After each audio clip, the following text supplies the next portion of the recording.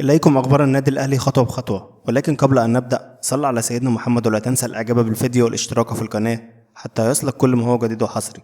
الأهلي يستغل فترة التوقف الدولي لتجهيز إمام عاشور للعودة للملاعب. الأهلي بدأ على تجهيز إمام عاشور لاعب خط وسط الفريق للمشاركة في التدريبات الجماعية ومن ثم المشاركة في مباريات فريقه الرسمية عقب نهاية فترة التوقف الدولي.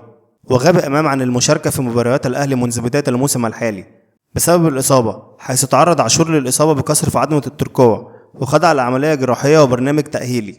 وبدأ إمام عاشور المشاركة في التدريبات الجماعية للأهلي بشكل تدريجي واقترب من المشاركة في المباريات.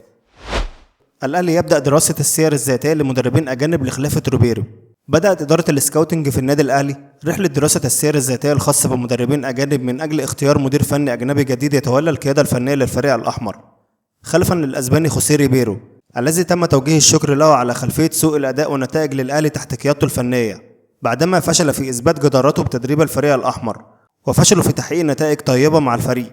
ووفقا لمصادر داخل القلعة الحمراء فإن الاتجاه الأقرب هو الاستعانة بمدرب أجنبي بشكل مباشر، خاصة أن الفريق لن يخوض أي مباراة رسمية قبل 15 يوم حين يلتقي إنبي في الجولة السادسة من الدوري المصري، ما يمنح الإدارة فرصة كافية لاختيار المدرب الجديد قبل استئناف المنافسات. وفي تطور مثير، كشفت مصادر عن تلقي الأهلي عرضا رسميا للتعاقد مع الأسباني تشافي هرنانديز المدير الفني السابق لبرشلونة والسد القطري. وأكد محمد يونس الذي عمل مع تشافي في قطر إنه عرض اسم المدرب على إدارة الأهلي بعد أن أبدى الأخير ترحيبه المبدئي بالفكرة ومناقشة التفاصيل المالية وتحديد راتبه الشهري قبل إعلان موقفه النهائي. أحمد عبد القادر أبرز الرابحين من رحيل ريبيرو عن الأهلي. مصطفى شوبير أبرز الخاسرين من رحيل ريبيرو عن الأهلي. روبيرو يودع الأهلي بكلمات مؤثرة: حاولت العمل باحترافية والمهمة الذكرى الحلوة. الأهلي يكثف جهوده لإعلان المدرب الجديد لقيادة المران غدا. بعد تصريحات زيزو وإمام، الأهلي يحذر اللاعبين من السوشيال ميديا ويهدد بعقوبات جديدة. طبيب الأهلي يتواصل مع جهاز المنتخب لتحديد مصير مروان عطية. حرص أحمد جاب الله رئيس الجهاز الطبي بالنادي الأهلي على التواصل مع الجهاز الطبي لمنتخب مصر لتحديد موقف مروان عطية لاعب الفريق. وتلقى مروان عطية استدعاء للانضمام لصفوف منتخب مصر عقب تعافيه من جراحة الفتق. وأخطر طبيب الأهلي نظيره في المنتخب بتفاصيل المرحلة الأخيرة في تأهيل اللاعب تمهيدا للاطلاع عليها. ويغيب مروان عطية عن مباراة منتخب مصر وأثيوبيا بسبب الإيقاف لتراكم الإنذارات، فيما يتم تجهيزه للظهور مع الفراعنة في مباراة بوركينا فاسو. مدرب اندرلخت البلجيكي السابق يدخل قائمة المرشحين لتدريب الأهلي. عرض ممدوح الساعاتي وكيل اللاعبين الهولندي جون فان دين بروم المدير الفني السابق لفريق غرفاشاب الهولندي على مسؤول النادي الأهلي من أجل تولي القيادة الفنية للفريق الأحمر، خلفا للأسباني خوسيه ريبيرو والذي تمت إقالته بسبب سوء النتائج. مدرب فالنسيا السابق معروض على الأهلي لخلافة روبيرو. وعرض أيضا ممدوح الساعاتي وكيل اللاعبين الأسباني روبن برخا المدير الفني السابق لفريق فالنسيا الأسباني على مسؤول النادي الأهلي من أجل تولي القيادة الفنية للفريق الأحمر، خلفا لمواطنه خوسيه ريبيرو الذي تمت إقالته بسبب سوء النتائج. جراديشار يودع ريبيرو بعد رحيله عن الأهلي.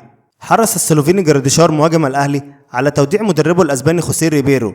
ونشر جراديشار عبر ستور انستجرام صورة لريبيرو وعلق عليها قائلا: شكرا. الأهلي يحدد موعد الجمعية العمومية يوم الجمعة 19 سبتمبر الجاري.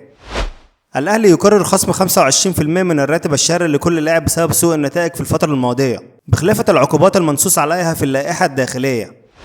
محمود الخطيب رئيس الأهلي يجتمع مع محمد يوسف المدير الرياضي والمدرب عماد النحاس على هامش اجتماع مجلس الإدارة الجاري في النادي. الخطيب لا يؤيد فكرة عودة حسام البدري أو بيتسو موسيماني لتدريب الأهلي حاليا. مصدر بالأهلي: ميشيل ينكون خارج حسابات الأهلي في الفترة القادمة، ومدرب الحراس في الجهاز الفني الجديد سيكون وفق رؤية المدير الفني ولن يتم فرض أسماء عليه. انتظام بن رمضان في تدريبات المنتخب التونسي. الحكم الأثيوبي بملاكة سيما يعلن اعتزاله التحكيم نهائيا، حيث أدار للأهلي تحكيميا في 11 مباراة، فاز في 4 مباريات وتعادل في 5 وخسر 2. وفاز الأهلي بنهائي 2023 أمام الوداد تحت إدارته، وخسر نهائي 2018 أمام الترجي تحت إدارته أيضا. منتخب مصر يودع كأس الخليج للشباب بعد الخسارة 2-0 أمام العراق في الجولة الثانية. اتجاه لعودة منصب مدير الكرة في الأهلي تزامنا مع تعيين الجهاز الفني الجديد.